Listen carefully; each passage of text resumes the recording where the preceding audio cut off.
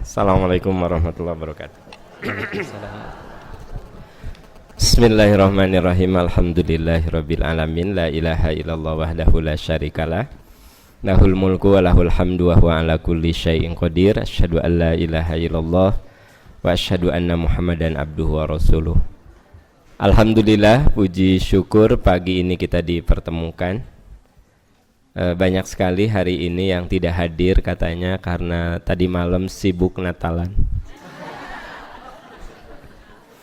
Katanya ikut menjaga gereja, jadi nggak bisa datang hari ini. Jadi banyak sekali yang BBM minta maaf karena tadi malam sibuk menjaga gereja, takut terjadi hal-hal yang tidak diinginkan. Nah, kan gitu. Ya, kita buka saja. Jadi kadang-kadang kita itu suka apa ya? Jadi tanpa mengurangi rasa hormat, ada sekelompok umat Islam yang ikut-ikutan menjaga gereja. Menurut saya bukan apa-apa, kesannya orang Islam sendiri yang akan mengagum mereka gitu loh. Paham nggak? Kalau saya sih agak tersinggung. Ya kalau toleransi mah nggak usah gitu, biarkan saja. Ini ikut ngejaga gitu, pakai baret la ilaha illallah. Gitu. Jadi kalau menurut saya terlalu apa? Berlebihan lah gitu. Ya lebay lah. Gitu. Ya lebay gitu. Ya nggak usah begitu. Ya kalau misalnya menghimbau nih, saya menghimbau, kalau saya ormas Islam, saya menghimbau mari kita saling menghargai sesama saudara setanah air dalam melaksanakan peribadatan. Itu langsung datang pakai seragam, ya di depan gereja gitu. Nah apa? Ngajaga naon gitu. Kan yang ngaganggu nanti kesana orang Islam, nggak mungkin orang Kristen ngaganggu Kristen. Ya enggak, jadi anjing cenah dijaga ku anjing, ya, gitu kan, ucing dijaga ku ucing gitu. Jadi karena orang Islam bisa ngaganggu, dijaga sama orang Islam gitu kan kesannya sih. Emang dengar berita gitu saya rada emosi sih dikit. Jadi langsung enak ngamak di dia. Iya, ya jadi tadi tuh di mobil tuh ingin melampiaskan kasahannya di dia, udah enak ngomong. Gitu, karena tadi di mobil Ari ngomong sorangan udah nggak mungkin kan ada berita tuh tadi malam ini saya mikir kenapa sih lebay begitu, nggak usah lah gitu ya. Karena kesannya orang non muslim itu sangat tidak aman oleh kita, kesannya sampai orang Islam sendiri yang harus mengamankan dan menjaga. Ngapain? Ini terlalu berlebihan gitu. Kalau polisi mah nggak apa-apa, nya polisi kan itu mah petugasnya, ya. Tenan naon. Ari ormas Islam ikut menjaga, naon sih? Naon maksudnya sok naon? Udah Anda mah cukup jadi objek kemarahan saya aja udah. Sekali-kali atuh, ya. Nah, jadi kalau polisi, tentara mengamankan pelaksanaan Natalan, itu kewajibannya.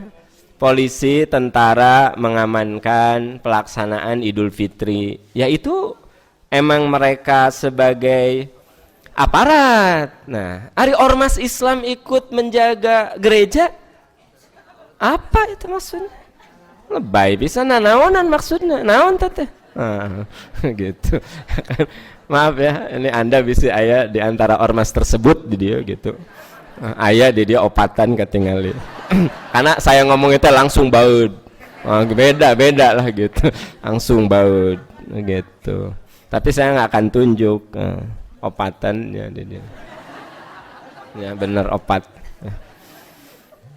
Tapi kan Anda dengar kan di berita ya, ada ormas Islam, ormas pemuda Islam yang ikut menjaga gereja. Apa sih maksudnya? Terus saya diulang-ulang. Ya, mulai ya. Ya baik, pertanyaan pertama sesuai dengan pengantar tadi Ustaz Aam.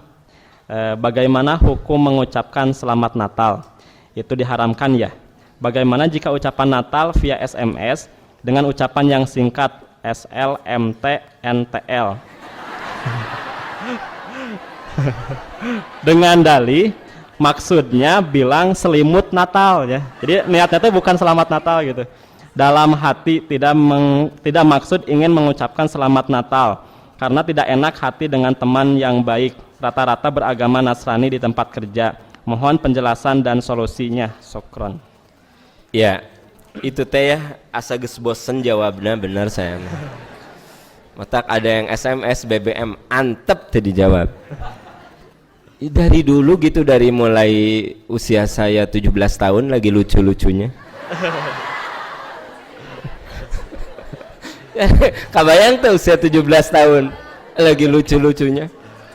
Sampai kayak sekarang udah nggak lucu lagi. Itu pertanyaan tetap muncul ya. Ginilah, sederhana aja. Menghargai orang tuh harus ya. Tetapi kan tahu wilayahnya kapan menghargai. Apalagi Anda nanaonan DSLMT LLMT kan gitu. Naon sih? Naon sih SLMT STMJ gitu. Maksud saya begini. Ya sebenarnya jujur saya punya tetangga deket, nempel rumah saya itu dengan non muslim. Dia baik ke saya baik ke dia. Tapi ya kita saling menghargai keyakinan. Dia tahu kalau saya tidak pernah mengucapkan selamat Natal gitu.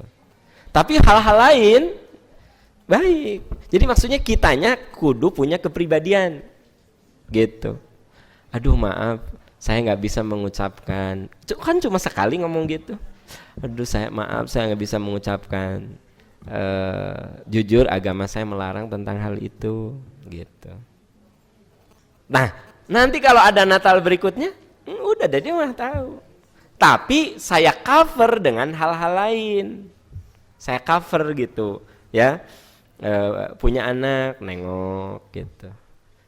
Saya diundang saudaranya nikahin, saya datang. Tapi datangnya ke pestanya, bukan ke gerejanya gitu.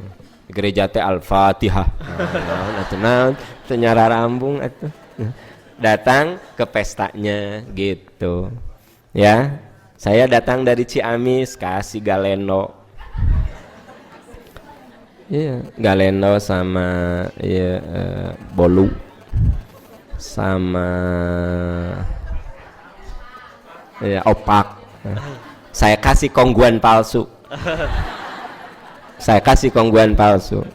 Merek kongguan begitu dibuka opak. Nah, itu kongguan. Tapi dia senang walaupun dikasih kongguan palsu. Gitu. Jadi hati-hati ya. Di musim Natal dan Lebaran itu beredar kongguan palsu. Gitu. Ari Black na kongguan pas dibuka opak, dorok-dok gitu ya. Itu kan palsu banget. Nah, jadi kalau kita merujuk ke fatwanya Majelis Ulama ya pada zaman Profesor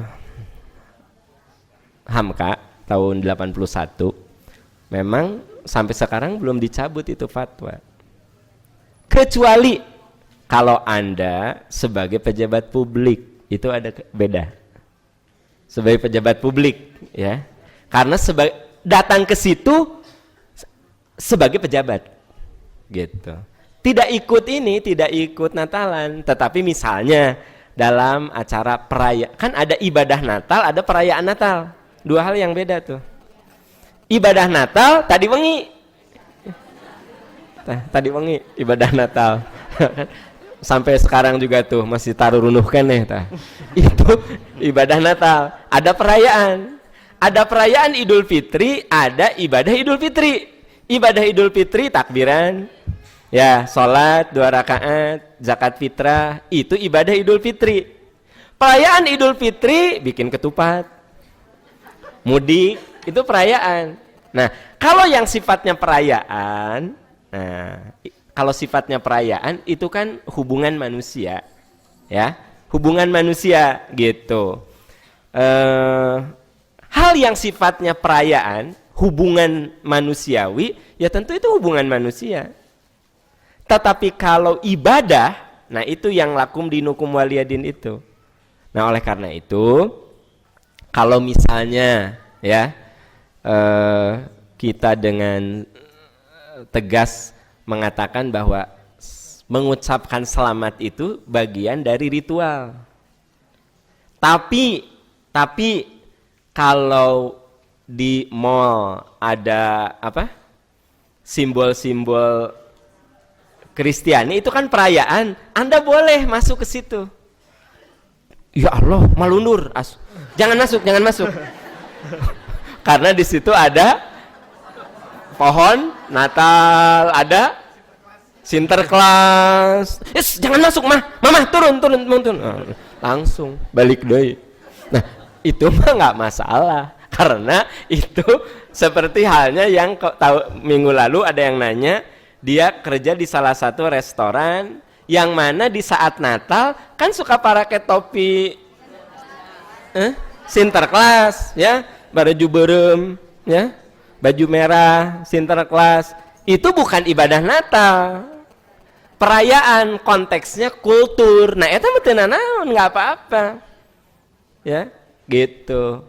Jadi teman-teman nggak usah balik lagi dari mall kalau ternyata di situ ada Sinterklas gitu ya.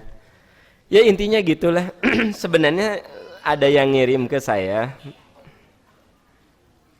bagus sih itu kutipan-kutipan dari Ibu Irena ya. Gitu. Tapi saya belum broadcast nih ya, karena saya masih pikir 1-2 kali lagi bisa menimbulkan hal-hal yang ini, tapi nantilah. Bagus sih sebenarnya ya. Saya misalnya Ibu Ibu tersebut Ibu Irene Handoyo saya percaya karena ada dia mah bekas biarawati, percaya ka manehna saya mah daripada ka anda. Kalau urusan apa? Urusan perkristenan. Jadi beliau mengutip dalam Catholic Encyclopedia edisi awal 1911, Natal bukanlah upacara gereja yang pertama, melainkan ia diyakini berasal dari Mesir. Perayaan yang diselenggarakan oleh para penyembah berhala dan jatuh pada bulan Januari, kemudian dijadikan kelahiran Yesus.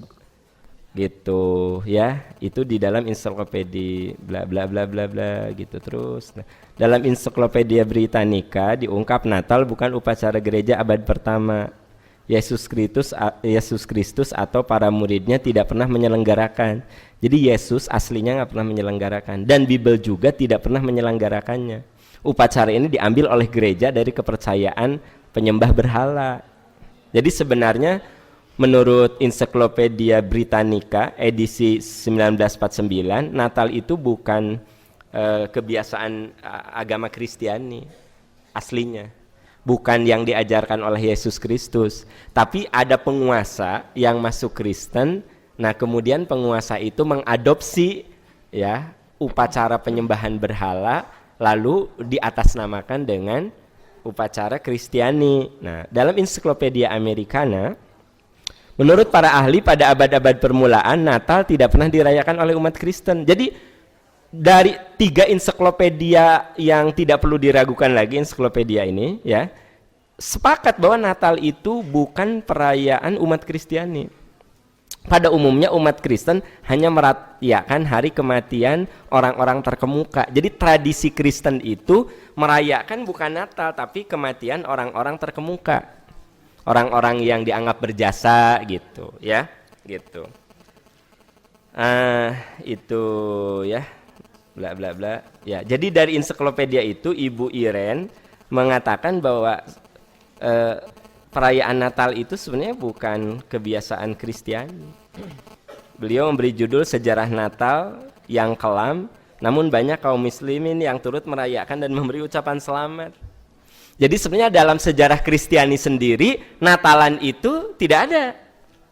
Dari ensiklopedia yang dikemukakan oleh Ibu Iren tadi, mengutip, dan saya mah belum baca ensiklopedianya, ima cek Ibu Iren gitu ya. Nah, jadi saya percaya sama beliau karena dia kan bekas Buyarawati, pernah dididik untuk sekolah gereja, untuk sekolah Kristiani, kemudian murtad dari agamanya dan masuk Islam gitu. Dan pernah hadir juga di sini. Ya, pernah hadir. Nah, dari 3 ensiklopedia yang beliau kemukakan ada kesepakatan. Ternyata yang namanya perayaan Natal itu bukan tradisi Kristiani, bukan. Gitu. Tapi kemudian diadopsi, ya. Nah, ini menurut beliau.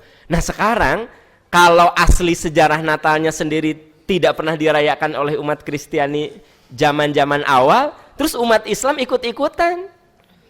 Umat Kristiani sesat diikuti. Kumaha? Nah, gitu. Jadi menurut saya mah orang Kristennya sendiri tidak tahu asal usulnya itu sendiri gitu. Ya mirip orang Islam juga banyak yang tidak ngerti agamanya. Ya, betul nggak? Iya, orang Islam juga banyak yang nggak ngerti agamanya. Ya, orang Kristen juga gitu. Pokoknya ramean aja gitu. Nah, jadi dari situ jelas bahwa kita harus menyayangi umat Kristiani. Apa? Dengar. Kita harus menyayangi umat Kristiani. Jangan dibiarkan mereka dalam kesesatan dengan mensupport mengucapkan Selamat Natal. Kasihan mereka, udah sesat kok disesatkan. Jadi kalau Anda tidak mengucapkan Natal, Anda sudah menyelamatkan mereka. Kasihan banget. Gitu. Kalau Anda mengucapkan Natal, Anda sudah menjerumuskan mereka dalam kesesatan. Jadi sebenarnya itu bukan tradisi keagamaan mereka aslinya. Gitu. Lalu Anda mengucapkan Natal, kasihan udah sesat kok disesatkan. Udah masuk ke jurang kok terus ditimpa oleh batu dari atas. Kasihan dong. Jadi ketika Anda tidak mengucapkan Selamat Natal, sesungguhnya Anda sudah menyelamatkan mereka. Kasihanilah mereka, sayangilah mereka. Mereka adalah saudara sebangsa dan setanah air. Yang harus kita sayangi, ya. Salah satunya jangan mengucapkan Selamat Natal, karena itu membuat mereka semakin terjerumus dalam kesesatan. Itu menurut 3 ensiklopedia yang dikutip oleh Ibu Irena di dalam blognya. Gitu.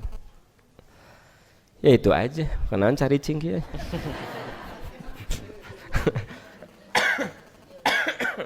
Ya, lanjut. Baik, maaf, sorry. Jadi saya tidak bahas hukum pakai ayat-ayat lah, enggak lah, udah sering teuing atuh. Lakum dinukum waliyadin, dah. Jadi kalau ayat mah simple, lakum dinukum. Nah, kecuali saya katakan pejabat publik, ya. Pejabat publik beda lagi. Karena gini, setiap orang punya hukum yang berbeda. Kalau saya jadi presiden, nah, acara Natalnya bukan di mana? Bukan di gereja, di hotel misalnya. Saya datang ke sana untuk memposisikan diri saya sebagai kepala negara. Makanya kalau pejabat publik nggak masalah. Tapi kalau saya masih bisa menunjuk menteri yang seagama, itu lebih bagus. Gitu. Paham maksud saya? Nah, tapi kalau ternyata tidak memungkinkan, kalau saya tidak hadir itu akan menjadi konflik horizontal di kalangan bangsa Indonesia. Saya harus selamatkan bangsa ini dengan saya hadir. Tolong, ini kita sudah bicara pemikiran kenegarawanan. Tolong nih. Oke, saya ulangi sekali lagi, kayaknya ada beberapa langsung kayak marah begitu ke saya. Dengar. Kalau saya jadi kepala negara, ya. Nah, terus acara umat Islam jelas saya hadir. Acara Kristiani, kok saya nggak hadir? Nah, itu akan menimbulkan kecemburuan dari agama-agama lain. Maka saya hadir, kapasitas saya sebagai kepala negara yang mengayomi seluruh warga bangsa. Nah, itu beda gitu. Kalau menurut pertimbangan saya sebagai kepala negara, ya mah ku menteri, misalnya ada menteri yang memang Kristen, ya misalnya salah seorang menteri, saya utus dia mewakili saya. Kalau itu bisa dilakukan dan tidak akan menimbulkan gejolak, konflik di antara umat yang berbeda agama, lakukan. Tapi kalau menurut pertimbangan saya sebagai kepala negara, wah ini mah pasti akan jadi konflik horizontal, akan menjadi oke, saya turun. Beda itu kapasitasnya. Jadi cara berpikir itu harus disesuaikan dulu juga siapa yang bertanya gitu. Hari model Anda nu teu hujan teu angin ujug-ujug nanya haram titik. Ya iya tuh. Pak, hari ngucapin Natal haram enggak? Gitu. Hari Anda sebagai apa? Nya ya mah temen we gitu. Nah, enggak usah. Nah gitu kan gitu. Pak. Ya. Pak SBT nelpon, Pak Am, bagaimana saya? Apakah? Nah, beda ya. Beda tuh. Gitu. Atau Pak Dada nelpon saya, Pak Am. Ieu teh kumahanya akang teh bingung ya. Pak Dada teh nelpon, akang mah da apalah di hukum nama. Ngan ieu teh kumahanya akang teh sebagai wali kota ya. Nah, beda jawabannya. Bukan berarti si Pak Aman tidak konsisten ya. Tiap orang nanya beda-beda jawabannya teh. Bukan tidak konsisten, itu saking ilmiahnya. Nabi saja menjawab bisa beda-beda tergantung yang bertanya. Kan saya pernah contohkan sama Anda. Ada orang yang nanya, "Ya Rasulullah, kalau saya memegang kemaluan, apakah saya perlu wudu?" Kata Nabi, "Wudu." Karena lihat wajahnya itu kucel kumel banget sesehen. Tahu banget sesehen? Ya, wajah yang perlu masuk mesin cuci.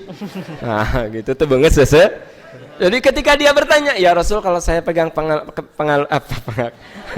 kemaluan apakah batal?" "Batal wudu kamu." Tegas Rasul, nggak ada reserve. Tapi ada orang yang satu lagi datang, pertanyaannya persis sama.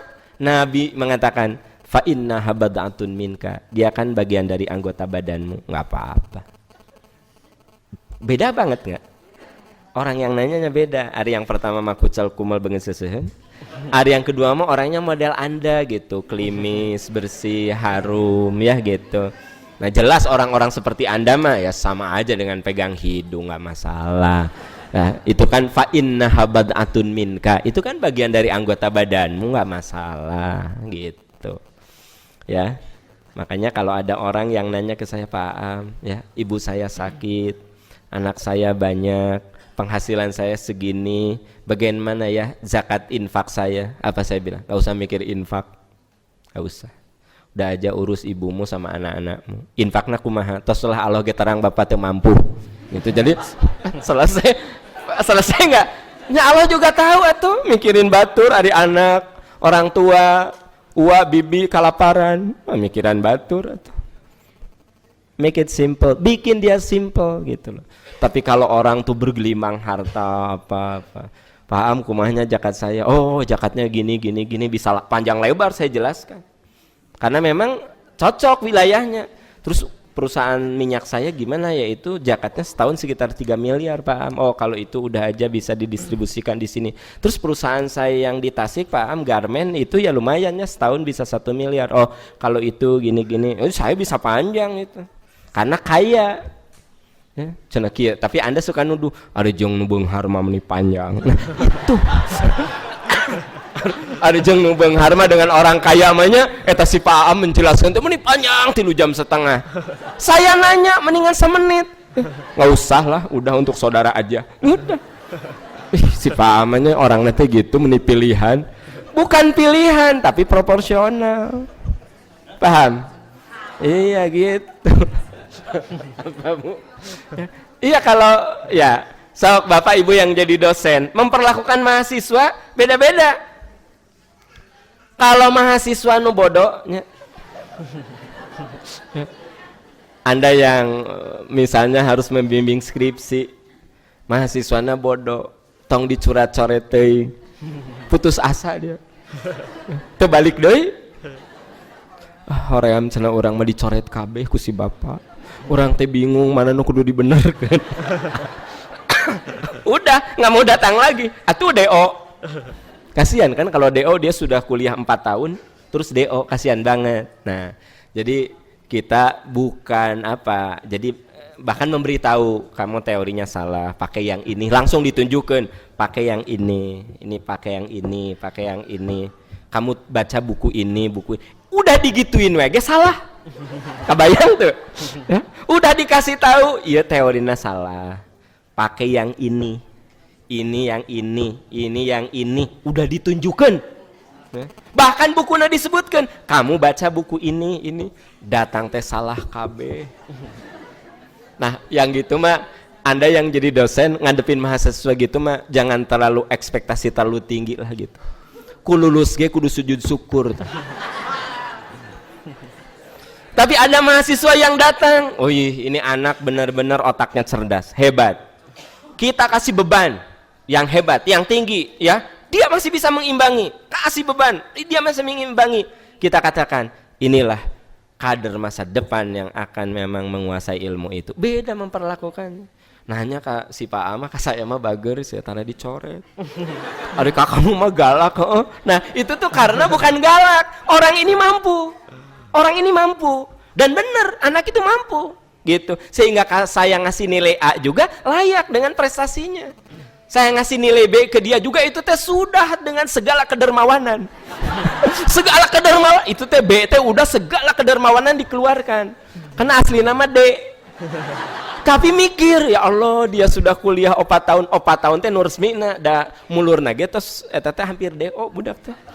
Kabayang gitu, itu orang tuanya mengharap dia jadi sarjana, orang tuanya sudah menghabiskan uang nunggu masa telulus gitu. Jadi kalau saya ngasih nilai B juga nulungan supaya engke cari kerja teh susah teh. Itu sudah Rahman Rahimna Allah teh udah benar-benar dikaluarkeun. Nah, maaf, ini saya tidak bermaksud mengajari ibu bapak yang jadi dosen. Ada dosen yang kadang-kadang menyamaratakan.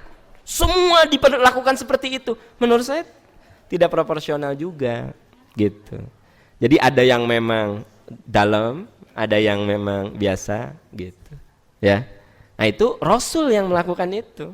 Tapi diadaptasi dalam kehidupan kita. Rasul itu kan ketika ngasih beban kepada setiap orang beda. Makanya doa-doa macam-macam, ada yang panjang, ada yang pendek. Tergantung siapa yang diajari Rasul. Kalau kepada Abu Bakar dah pinter ya, wajah tuh kan panjang tuh. Yang Anda baca tuh cuma seperempatnya. Wajah tuh, terus surat-suratnya juga panjang-panjang gitu. Tapi ada doa antara dua sujud Rasul cuma ngajarin gini, Robbik firli, Robbik firli, Robbik firli. Robbik firli saja tapi diulang 3 kali. Ameh sakalian ngapalkeun. Jadi duduk antara dua sujud tidak panjang. Robbik firli warhamni wajburni. Tuh jadi lupa. Robbik firli warhamni wajburni. Nah panjang kan gitu. Itu orang patukar terus. Robbik firli warzukni warhamni. Salah. Robbik firli warhamni. Robbik firli wa'fu anni. Salah. Apa akhirnya apa? Kia ya. Robbik firli. Langsung. Oh Robbik firli. Oh salah. Jadi kita doa antara dua sujud boleh gitu loh Pak. Robbik firli, finish. Udah. Ya. Sudah. Karena orang itu, setiap orang tuh kapasitasnya beda. Nah, kalau saya kan ngasih ayat suka banyak pada Anda, karena Anda mah kapasitasnya orang-orang hebat atau karena Bapak Ibu di sini orang-orang hebat, saya kasih ayat-ayatnya banyak merudul.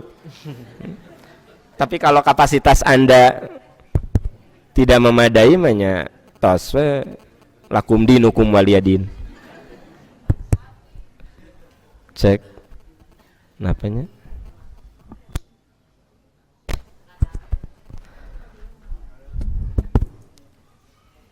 Yang itu nyala nggak?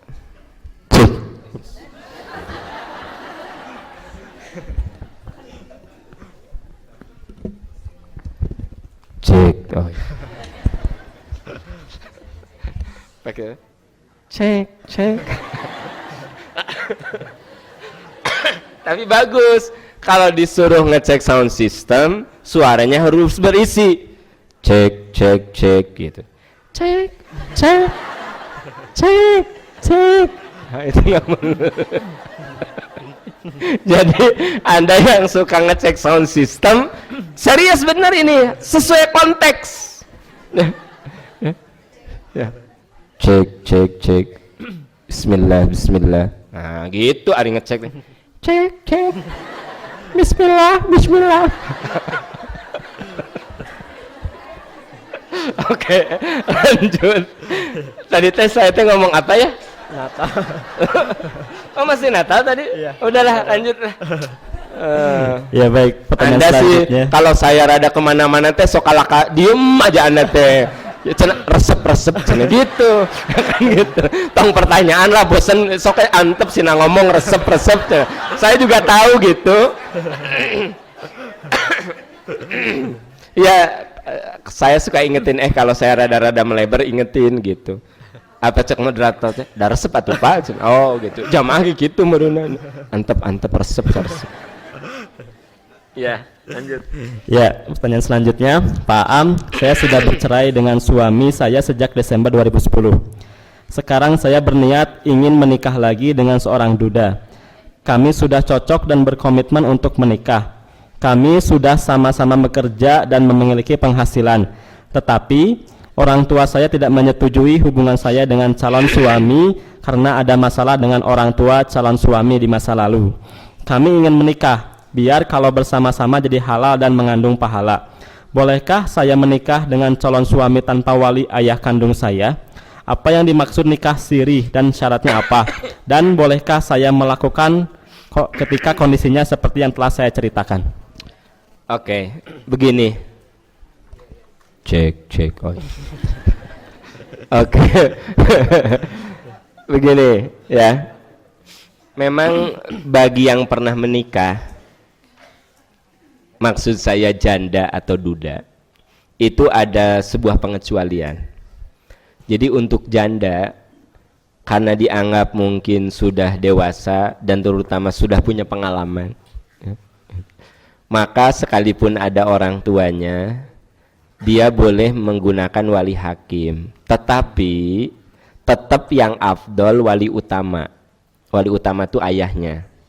Kecuali kalau dengan wali utama itu malah niat berbuat baik terhambat. Si teteh ini menurut saya niatnya baik, ingin segera menikah lagi dengan seorang duda yang dua-duanya juga sama-sama bekerja. Ya kalau mereka yang satu duda, yang satu janda, terus ngapain berlama-lama kalau memang sudah cocok? Dan Nabi menyuruh untuk segera menikah. Nah, tapi orang tua tidak setuju dengan laki-laki ini dengan calon anaknya karena ada peristiwa masa lalu, ya, peristiwa masa lalu, apapun lah itu peristiwa masa lalunya, kita nggak tahu.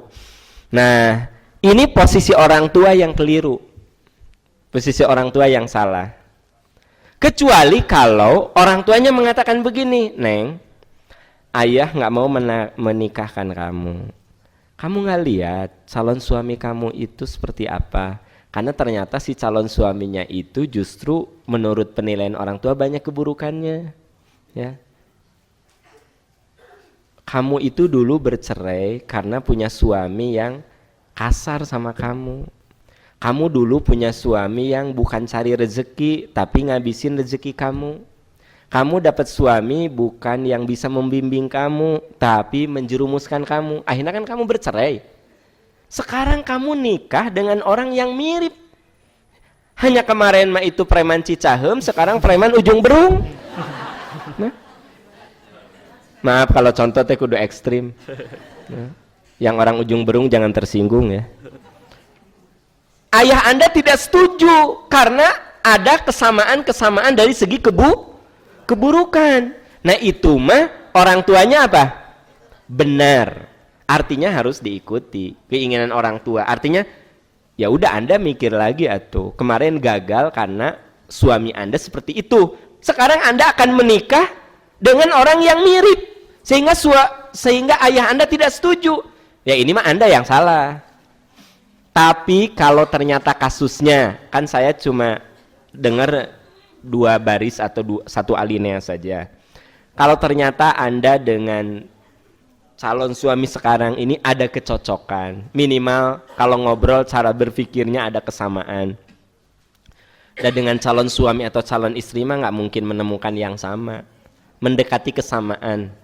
Bahkan yang sama juga kalau udah nikah mah jadi nggak sama.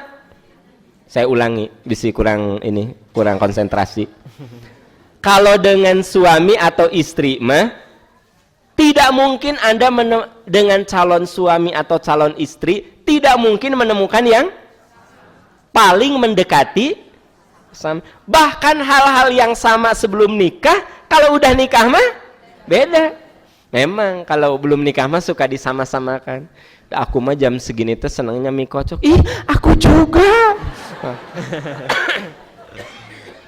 Aku mah ya kalau makan mie kocok tuh yang pedes, terus itu nate kikil nate tong dipotong-potong, aku mah nggak suka. Ya Allah, sama banget. Nah. jadi kalau belum nikah mah banyak yang ya aku mah dah kalau ke MPI teh lebih seneng jalan kaki dari alun-alun teh. Ya Allah, aku juga. Sambil olahraga kan? Gitu. Nah, jadi belum nikah mah yang sama juga, begitu udah nikah jadi beda. Ayah, aku mah udah seneng jalan kaki di alun, nyasok we lempang. Nyasok we jalan. Aku mau naik angkot. Jalan di alun-alun, yuk mari. Cek suami nete, ya kan? Padahal waktu belum nikah apa? Sama olahraga kan? Nah,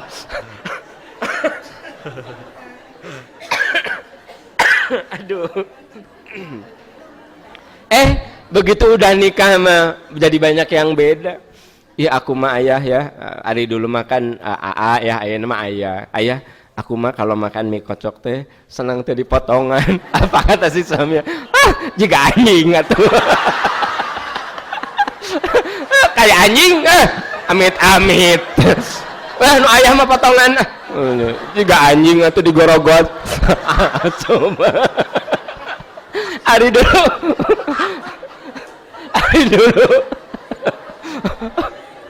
dulu waktu belum nikah apa? Ya Allah, ini sama. Aku juga kan. Jadi ada challenge kan, ada tantangan kan, digigit gitu kan. Ih kamu mah kayak aku ya. Jadi kan aku mah seneng kalau makan daging teh yang ada tantangan. Kayak misalnya mie kocok, aku nggak suka yang udah dipotong-potong, ada tantangan, digigit gitu, digorogot gitu. Dulu mah teh nih asa indah. Ya Allah, nih sama ya. Ya udah nikah mah tuh. Begitu Anda bilang ya. Mama mah udah nggak suka dipotong-potong. Hah? Jika anjing? Digorogot? Amit-amit. Mung papa mau potongan dah. Gitu. Oke. Bismillahirrahmanirrahim.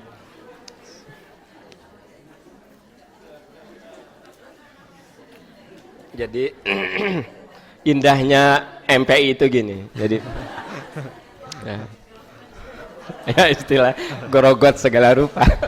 Nah, jadi sebenarnya sayang denger nih, Anda yang belum menikah, tidak perlu mencari orang yang sama dengan Anda, karena itu sebuah mission impossible. Sekalipun Anda bisa menemukan yang sama, itu sama karena ada sesuatu yang diinginkan. Itu sama yang sifatnya semu. Kesamaan itu didapat melalui sebuah proses yang sangat-sangat panjang. Saya kalau nggak salah pernah cerita bahwa dulu saya tidak senang mie. Saya baru suka mie itu masih ingat sampai anak saya TK. Kebayang nggak tuh seberapa tahun? Dulu saya nggak suka mie. Jadi saya tuh kalau makan mie pusing aja, nggak tahu apa ya, nggak tahu lah. Mungkin kelasnya tinggi kali. Mun roti tara pusing saya. Apalagi roti gandumnya. Mun mie mah, duh Gusti. Makanya saya aneh juga dulu lagi kuliah ya. Teman-teman teh kalau sarapan teh mie aja, mie rebus gitu ya. Daripada mie rebusnya, saya mah mendingan ngaliwet. Anda masuk ngahina gitu biasa we tuh. Anda lebih parah dari saya kok. Ya. Saya mah mendingan yang gitu. Nah, begitu nikah, istri saya seneng mie. Ya, seneng mie. Coba bayangkan, saya mau beradaptasi menjadi suka mie, itu sampai anak saya TK. Berarti sekitar 4 tahun, 5 tahunan. Caranya apa? Ya, kalau jalan, istri saya bilang, aku mau mie, ayo. Tapi saya mah nggak pesen mie. Hanya, saya suka nyiduk.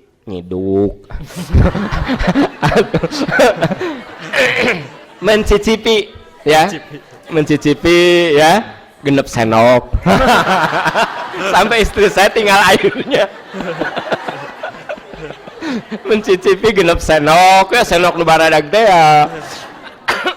Enggak.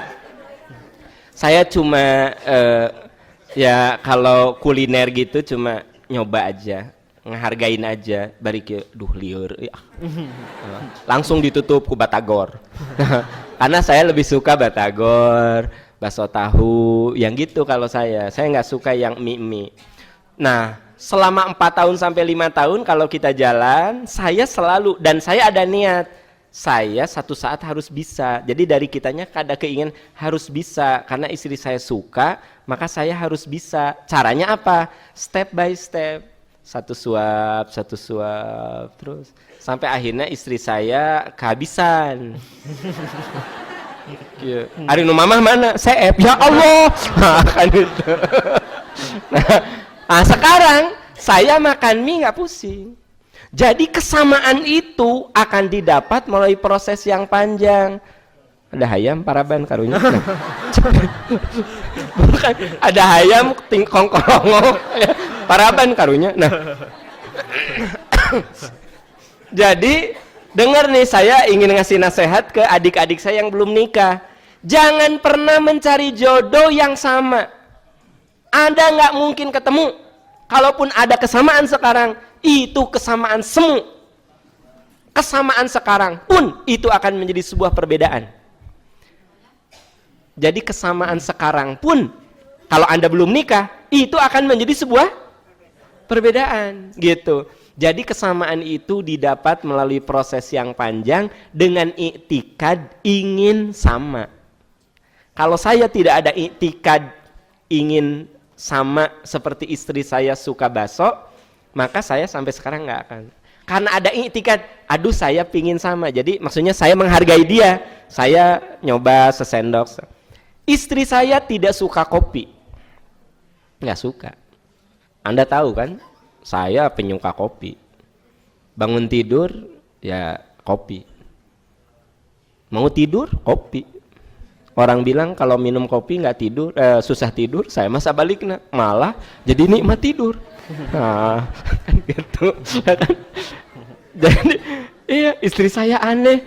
Ya Allah, mau tidur kok minum kopi. Nah, istri saya kalau lagi bikin mungkin nyoba, ya, nyoba.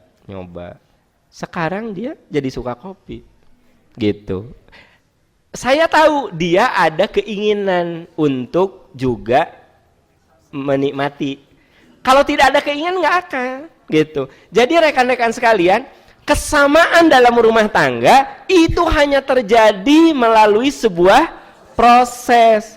Kalau dalam pencarian itu Anda ingin cari yang sama, Anda tidak akan menemukan, dan itu sebuah mission impossible, misi yang tidak mungkin. Sekalipun Anda menemukan, sesungguhnya Anda menemukan persamaan yang semu, gitu. Nah, balik ke yang tadi, oke lah Anda sudah menemukan persamaan, ya, Anda ada kecocokan. Orang tua Anda nggak cocok karena punya peristiwa masa lalu yang oleh orang tua diungkit-ungkit.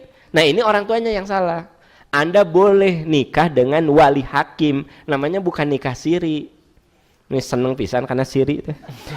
Wali hakim itu artinya Anda dinikahkan karena Anda karena situasinya tidak memungkinkan nikah oleh ayah Anda, maka Anda nikah dengan wali hakim. Artinya wali yang mewakili ayah Anda. Siapa dia? Boleh kakak ayah, boleh uak, boleh paman, bahkan boleh dari kantor urusan agama, wali hakim. Asal Anda ceritakan kondisinya begini, saya pernah nikah, saya punya anak, atau saya tidak punya anak, calon suami saya juga sudah nikah, dia punya anak, kami ada kecocokan, bla bla, tapi orang ceritakan sama orang KUA. Nah, nanti orang KUA akan ngasih solusi. Oke Bu, kalau begitu Ibu pakai wali hakim. Nah, mau siapa? Nanti ditawarkan, apakah mau Anda kalau masih ada, paman Anda kalau masih ada. Nggak ada semuanya, atau ada tapi tidak suka, tidak setuju, maka sangat mungkin oleh wali hakim dari kantor KUA, dari negara gitu ya. Seperti itu. Jadi namanya tetap nikah formal dan tidak disebut nikah siri, tidak disebut nikah rahasia. Jadi namanya itu bukan nikah siri, nikah dengan wali hakim. Biasa tercatat di KUA, ada saksi, ada wali, normally secara normal biasa gitu loh. Hanya tidak oleh wali utama.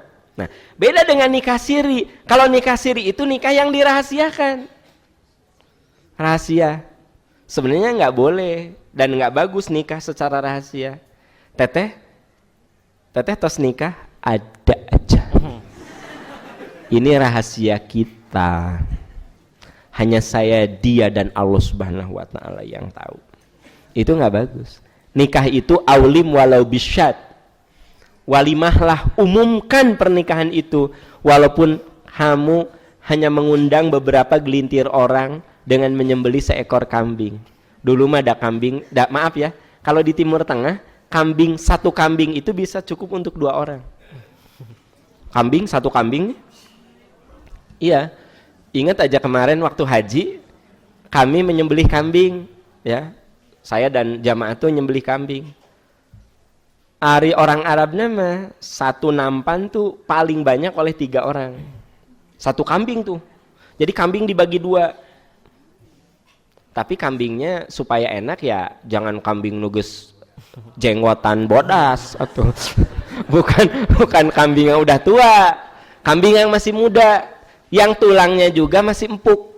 Nah, itu kambing ya dipotong 2. Nah, kalau orang Sunda mah seperti bakakak. Tahu bakakak? Ayam bakar ya. Jadi ini mah kambing guling. Jadi si kambingnya itu benar-benar ditidurkan. Ya. Ditidurkan di atas nasi di nampan. Paling banyak itu oleh 3-4 orang. Kemarin saya dan jamaah itu cukup menyembelih 2 kambing, 2 nampan begitu, cukup oleh 70 orang. Kebayang tuh. Makanya orang Arab mengatakan, ya jamaah kamu itu irit banget ya, cina gitu. Iya, mata kaya-kaya. Jadi, nah sisanya ada kan jamaah yang tidak suka daging kambing, itu mereka ada bakar ikan gitu, bakar ayam. Jadi kami itu ada hari di mana setelah haji tasyakurnya itu bakar ayam, bakar ikan. Nah, kalau kambing mah kita pesen dah, kita mah nggak bisa ininya, nggak bisa ngolahnya, karena modelnya itu si apinya jadi bukan di atas, bukan kambing tuh di atas bara api, tapi bara apinya di atas daging kambing. Apa yang tanya? Ini bara api. Nah, si bara nanti di atas. Si kambingnya di bawah bara api. Lalu, ya, si kambing yang dipanaskan itu kan keluar ininya, cairannya. Di bawahnya disediakan nasi. Jadi si lemaknya itu jatuh ke nasi, ya gitu. Ya mungkin Anda mah mungkin belum biasa asa gitu, tapi memang enak. Ya. Nah itu caranya, ya. Nah itu kalau di sana satu kambing paling banyak oleh 4 orang, bahkan bisa oleh 2 orang. Kami 70 orang. Kebayang tuh. Nah makanya Rasul mengatakan, umumkan pernikahan itu, aulim walau bisyad. Umumkan pernikahan itu walaupun hanya mengundang beberapa gelintir orang dan menyembelih seekor kambing. Itu konteks di sana, seekor kambing itu paling banyak oleh 5-6 orang. Merenan Pak RT, 6 orang tehnya Pak RT, jelas Bu RT nama demun teh di bawah teh sok ngambek. Nah, Pak RT Bu RW nah eta jelas da kudu di bawah si ibu eta teh. Nah, terus orang tuanya, keluarga sudah. Coba bayangkan, menunjukkan pernikahan itu jangan dirahasiakan. Harus diumumkan. Nah, dari orang-orang ini karena dana kita terbatas, nanti bercerita, udah sebenarnya bapak itu teh udah nikah dengan, oh ya, iya kemarin saya diundang ini terus ya, kata per kata, kalimat per kalimat, ya berita per berita menyebar. Jadi jangan dirahasiakan, ya. Teh, ari teteh tos nikah, ada aja pokoknya mah hanya Allah yang tahu. Ari eta nu sok sumping malam Jumaah saha? Ya. Malam Jumaah, mohon geuningan sok aya mobil malam Jumaah letter B, tapi mau malam Jumaah wungkul gitu, ya. Eta ge tiba da Jumat dugi ka Isa. Ya. Eta letter B apaan? Mohon Pak Aam. Nah. Tah, gitu jadi menyebar fitnah. Lah Anda masuk gitu, seneng ari nyebar fitnah ustad. Ya, saha eta ada gitu. Oh, gitu. Henteu pokoknya mah aya we eta mah rerencangan.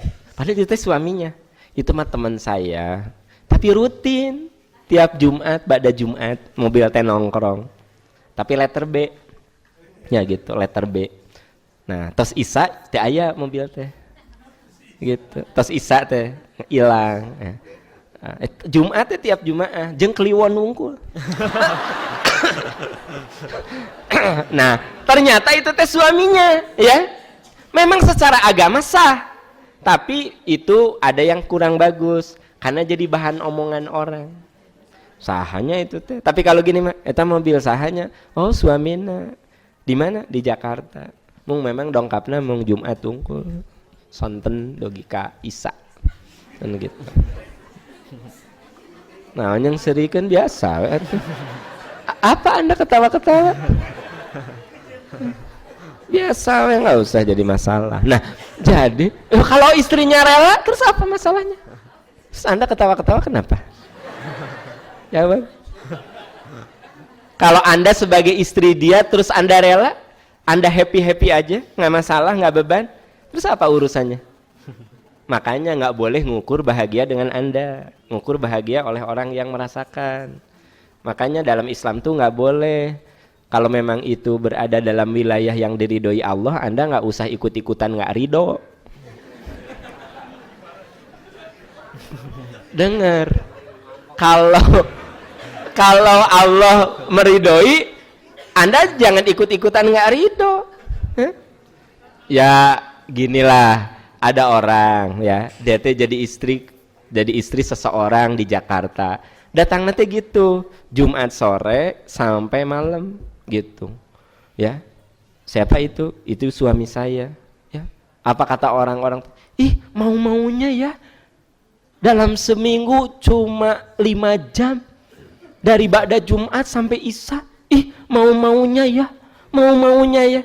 Tak, itu saya nggak suka. Kenapa? Kenapa ngurus kebahagiaan orang lain? Ari si teteh yang bersangkutan nama, dah dia happy. Terus apa masalah? Apa masalahnya? Emang dia happy gitu sama anaknya? Ya. Dia bilang, daripada saya berbuat dosa, saya punya suami, gitu. Terus saya di sini, anak-anak saya di sini, suami saya di Jakarta, gitu. Datangnya memang Jumat, karena memang suami saya tiap hari Jumat ada meeting di BI di sini. Ya, sampai waktu Jumatan, setelah itu ke rumah saya pulang malam. Terus apa masalahnya? Saya bahagia kok. Nah itu makanya jangan ngurusin kebahagiaan orang, urus diri sorangan bahagia henteu.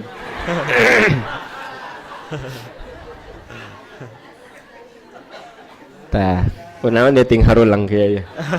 Kenapa Anda pada bukan, saya itu orangnya rasional. Jadi gini, kadang saya kalau ada isu paham itu gini, saya suka mikir. Maaf suka gini. Paham saya mah itu ya punya tetangga gini, saya gini. Itu teh siapa Bu? Adik Ibu? Bukan. Tante Ibu? Bukan. Siapa tuh? Tetangga saya. Gitu. Suaminya itu. Iya, suaminya Pak Am. Ya Allah, dia tanya pejabat Pak Am. Terus apa masalahnya? Terus saya tanya, Ari lapor bahwa itu suaminya. Iya, lapor itu suaminya. Tapi gini ya Pak Am ya. Saya enggak suka gitu. Enggak sukanya gini. Terus apa dia ngurusin orang lain?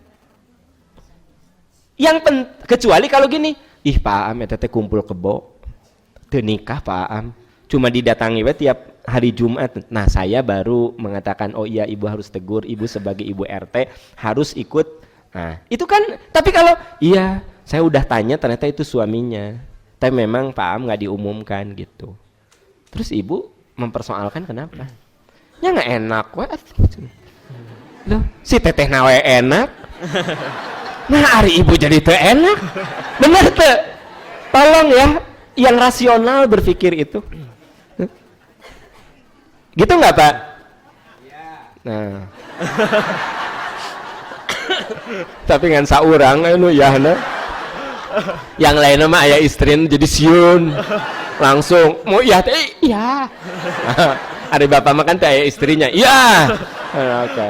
Oke, ya, enggak begini saya mau mengatakan jangan sampai kita melakukan dosa karena orang lain yang sebenarnya dia itu tidak berbuat dosa. Paham? Jadi jangan sampai kita tuh ngegosipin orang, ngomongin orang, menggugat orang. Padahal yang bersangkutan sebenarnya tidak berbuat dosa. Kita akhirnya bergelimang dengan dosa. Nah, itu yang ingin saya luruskan. Kalau kita tidak berurusan, nggak usah ngurusin. Ya, nggak usah ngurusin. Kita ini kadang-kadang habis energi ngurusin urusan orang, ngurusin kebahagiaan orang. Coba Pak Am, apa bahagianya didatangi ba'da Jumat sampai Isya? Amit-amit mau-maunya gitu. Hari saya nanya si teteh nama, enggak, saya bahagia. Anak-anak saya juga manggilnya papi. Kalau ke ayah kandungnya manggilnya papa, cuma beda A dan I.